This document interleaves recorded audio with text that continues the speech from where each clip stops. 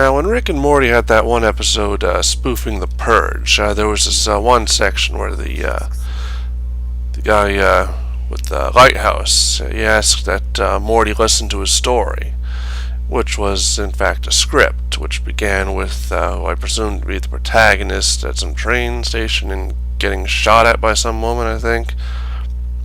Then it flashes back 2 weeks earlier, and afterwards the fellow who wrote the script asked for the opinion, and Morty asked, well, why didn't it just start at the beginning? What's this start in the middle, flashing back?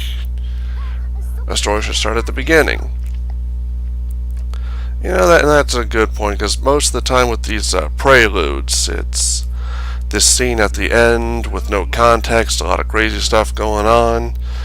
It's hard to, it's flashy and it makes an impression to a degree, but once you get back into this, to where the story actually begins, it's easy to forget. So like that one bit in Future Diary, where it's very dramatic and though they did play a nice little trick on the audience with that one. But thinking back to Berserk, in fact, the first 3 volumes are a prelude. It starts with there's the Black Swordsman, the Guardian's Desire, whatever the story with the old guy and his kid.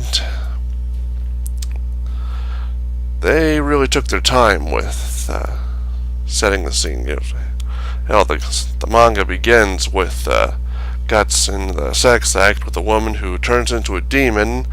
Then Guts jams his cannon arm into her mouth and blows out her demon brains. So it's, sex, violence, demons, often all 3 at the same time.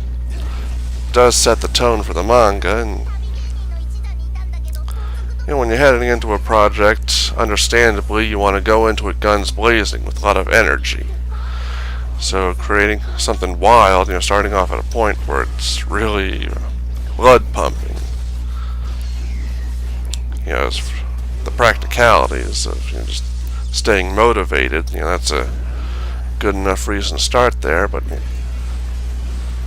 here's part of why I think starting where they do with the manga works, because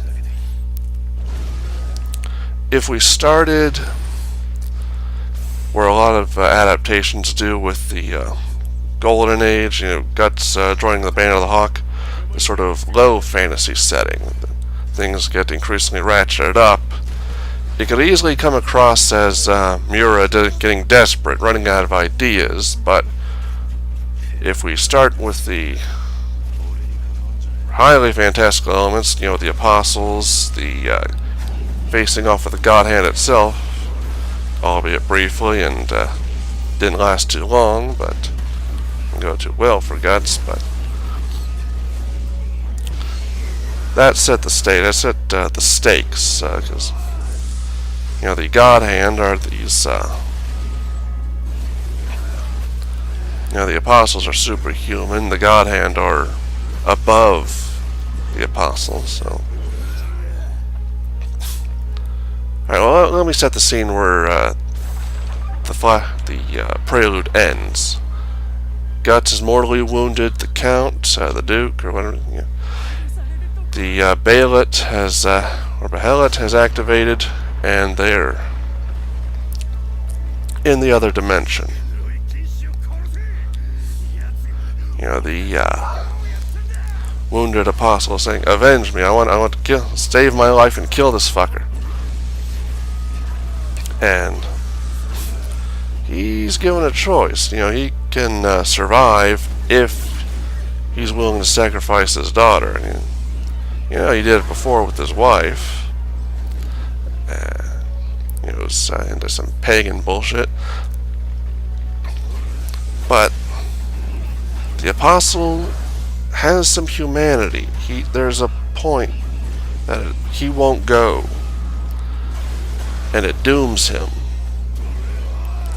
And this, the abyss, it takes him in.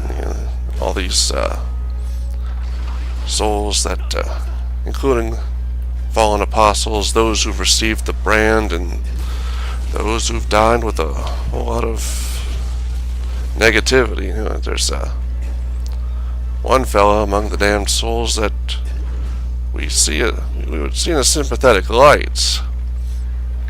So this prelude really sets the stakes with there's something fundamentally wrong in the cosmos, in the order of things, and Guts ends up having to fight that.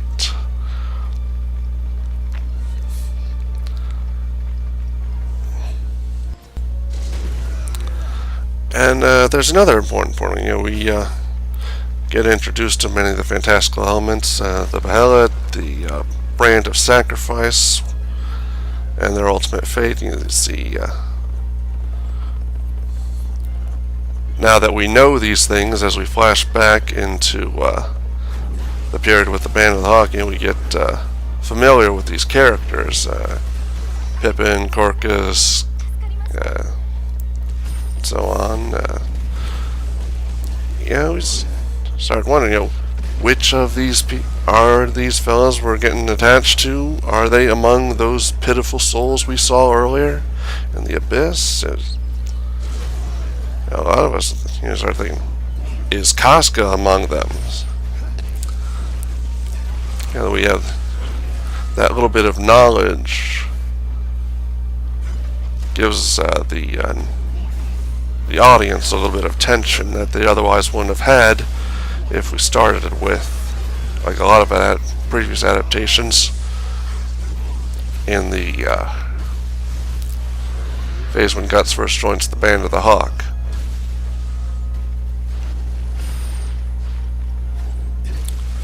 And I think part of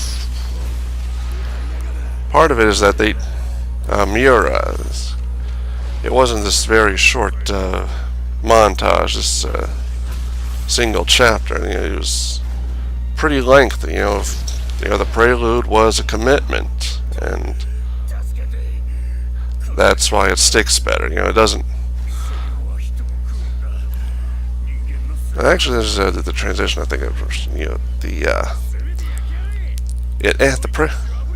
the Guardian's Desire. It ends with this part, you know, facing this something is wrong with the universe. You know, these evil forces at work, and then we go to Guts when he was newly born. You know, and the massacred family there. I think there's a sort of tone, you know, that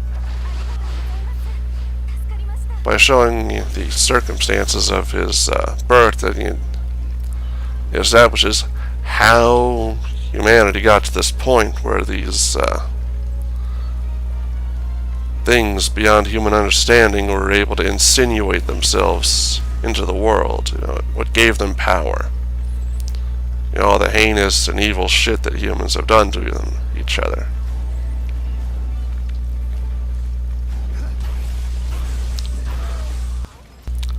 Now, one other thing that I have to give credit to the Prelude for, now with Guts as having this sort of nihilistic philosophy, you know, about stepping over, you know, fearing of crushing some ants, he'll never move. You know, the nastiness that comes out of him, once you go through the regular story and read back to these earlier parts, you know, you realize this is, you know, he's basically repeating the bullshit that he heard from the God Hand. You better appreciate how shaken to his core his experiences were during the eclipse. And, you know, the art style, it's a little bit rude, a little bit crude, a little bit rough around the edges. You know, like Puck looks more like a bug in the early manga. Miura changes his style up, you know, in some ways, you know, arguably he gets better at it, but it's still consistent. You know, you could read it chronologically, you know, skipping around and whatnot, and it makes sense, you know, with Guts' emotional arc.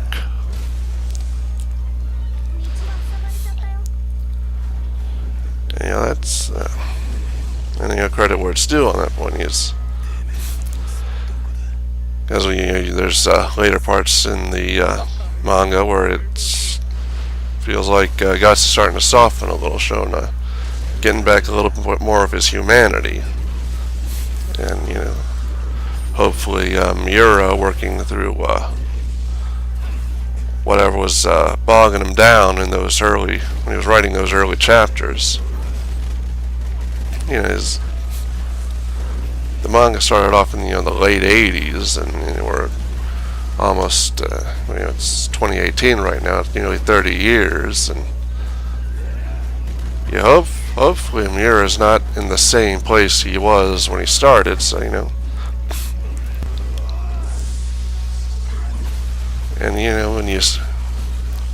if you ever done any kind of creative writing, whatnot, what you wrote then, what you wrote now. He's done this one work his whole life, so that he doesn't end up contradicting himself as he's hopefully mellowed out, getting older. Bravo. Okay,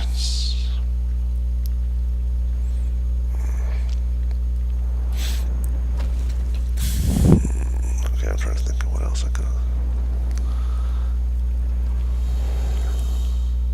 I think that's everything I wanted to say regarding Berserk and Preludes. It's kind of funny. All roads lead to Berserk. It's one of those few works that's able to really have it both ways, walk that line where,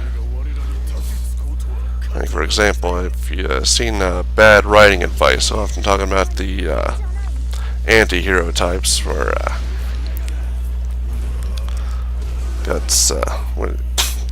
where these types they suffer in ways that make them more badass, and there's really no negative consequences for them. But Guts is really able to walk that line where he can he got the cannon arm, but he tries to catch someone falling, that mechanical arm,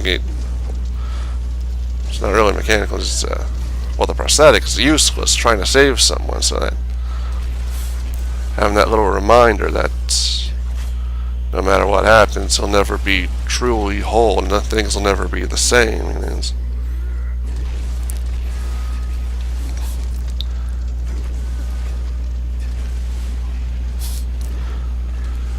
Okay, well, I kind of rambled off there, but well, thank you all for listening. Have a nice day, and bye.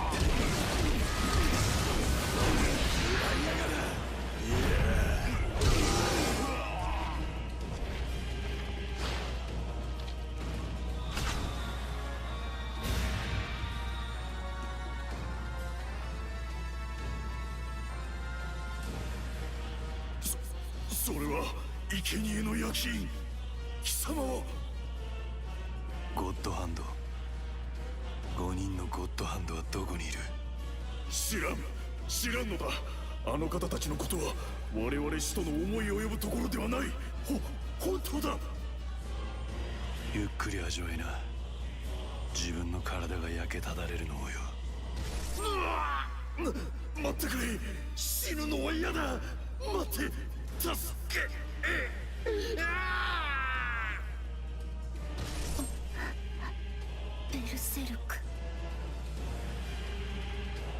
それは剣というにはあまりに大きすぎた。大きく分厚く重く、そして大雑把すぎた。それはまさに鉄塊だった。